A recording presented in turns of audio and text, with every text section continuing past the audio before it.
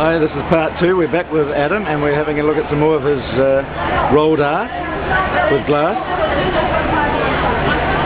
And this is a very large piece. This one has considerable amount of luster on it, and the luster changes as you catch the light. And I've been particularly interested in using hot luster effects because an awful lot of glass makers in the past have used iridescent techniques, particularly Tiffany, for example. Yes. It's known for this. But the thing about this is not iridescent, this is reflective. This is reflective, and iridescent tends to be all over, yes. Whereas these are lusters that I'm using in the same way as a ceramic artist would use lusters, yes. to actually accentuate the piece and not necessarily have lusters all over. And there's somewhere around about 35 different colours in here, and about 6 or 7 different luster colours. And I used to be a lab boy when I was at school, and I had all these bottles I had to put up back on the shelves with all these chemicals. Right. Do you have some of those chemicals there, the metallic chemicals that turn into metals? Well, these are metallic chemicals that actually colour the glass. So that's already that's actually built into the glass that you sprinkle down. That's right. Yeah. So what are some of these chemicals? Well, for example, the blues are cobalt and copper, yes. The reds are selenium, and the yellows are selenium and cadmium, and the amethysts are manganese, and purples are manganese. But in actual fact, because color manufacturers are so secretive, historically very, very secretive about their color, I don't know exactly the composition of all the colors. Basically, I know the result I'm going to get, but the color manufacturers sell them as a color name, not as a particular chemical composition. And then I have to just experiment with how they work with each other. And some of them actually reduce at different temperatures, so it's very, very difficult to get the exact results that I want. I have to do lots of tests, because some of these colours, and particularly the lusters, you have to turn the gas up in order to get a reduction stage, reduce the oxygen.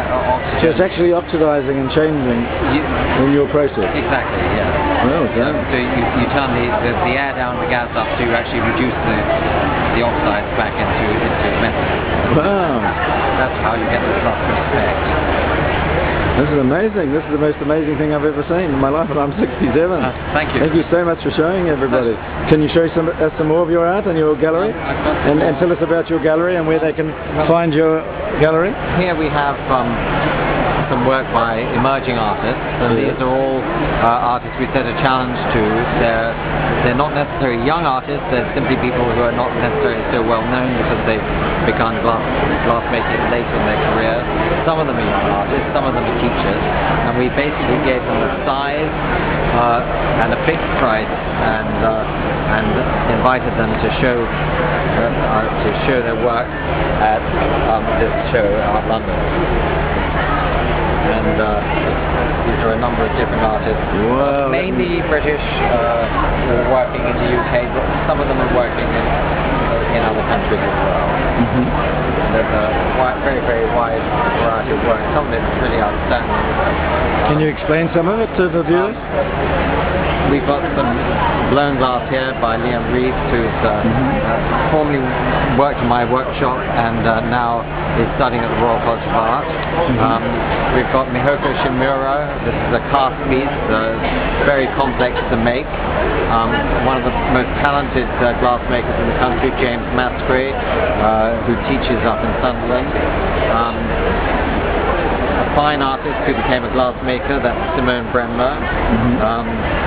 Over here, Tabitha Tansey. This is using pâte de verre with wood. Another piece by Griet Bayer, which is also pâte de verre. Pâte de verre is a very specialist technique that involves kiln work, using crystals of glass fused together. And I'm particularly fond of pâte de verre. There are a number of artists emerging. Polly Nason, for example, who's doing these miniature tea bowls or whimsicals in wonderful colours and very, very fragile but very strong at the same time. Jane Dorner is also working with Pataver.